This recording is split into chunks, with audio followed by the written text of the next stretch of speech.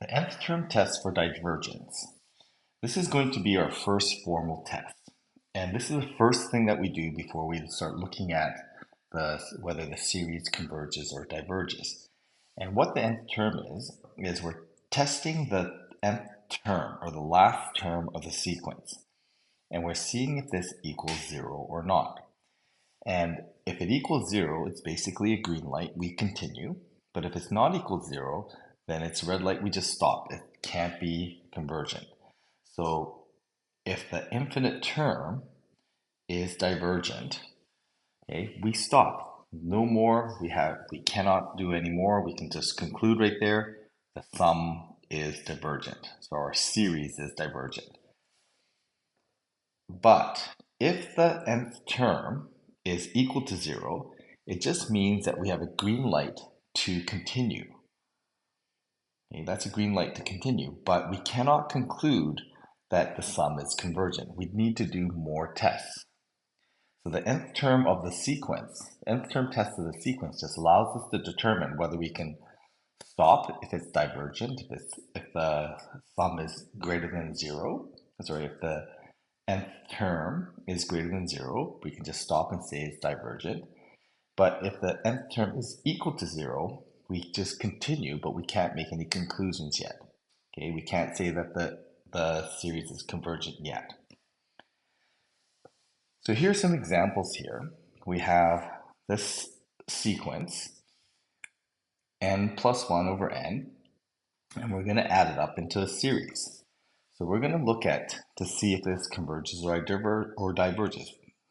This one diverges because if we take a look at n plus 1 over n, as n goes to infinity, it's equal to 1. And we can write it out formally like this.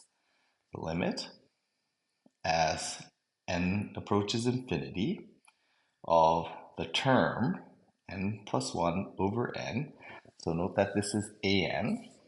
So I'm just going to make a little note here. This is what we're checking here is an. So that represents an. And if the limit of this is equal to 1, we're going to conclude that this is that a infinity is not equal to 0, therefore divergent. Okay, so this is divergent. The next one here, b, the negative 1 to the power n.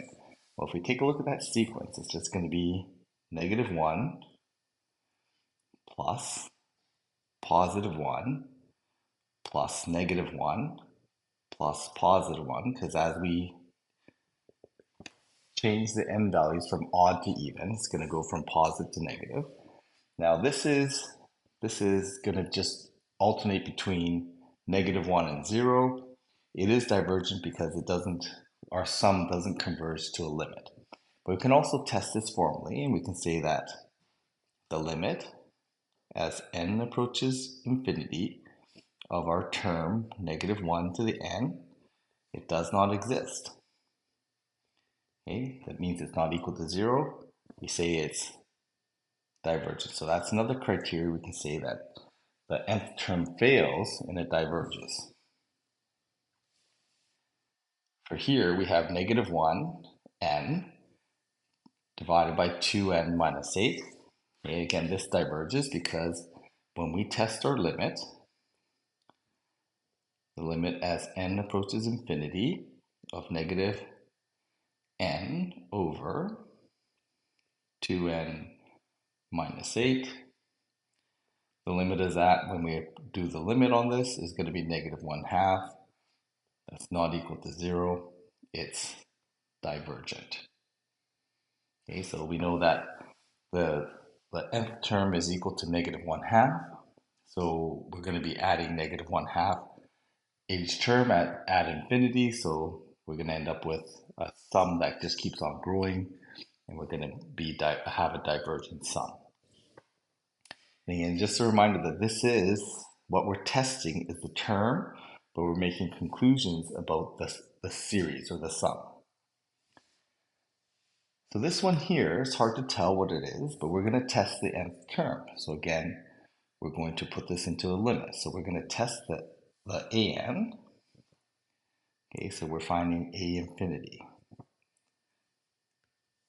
So we're going to do this as a limit as n approaches infinity. And we're going to see what happens to n times sine 1 over n. Well, I need to be able to test this in a ratio. So I'm going to write it like this. Instead of n, I'm going to write it as 1 over n in the denominator. Okay, I'm just going to put brackets around here. And as n goes to infinity, we're going to end up with sine 0 over 0. If you recall what this was, this is sine 0 over 0. The limit of this is going to be equal to 1. Okay, so again, it's not equal to 0. Therefore, based on this result, therefore it must be divergent.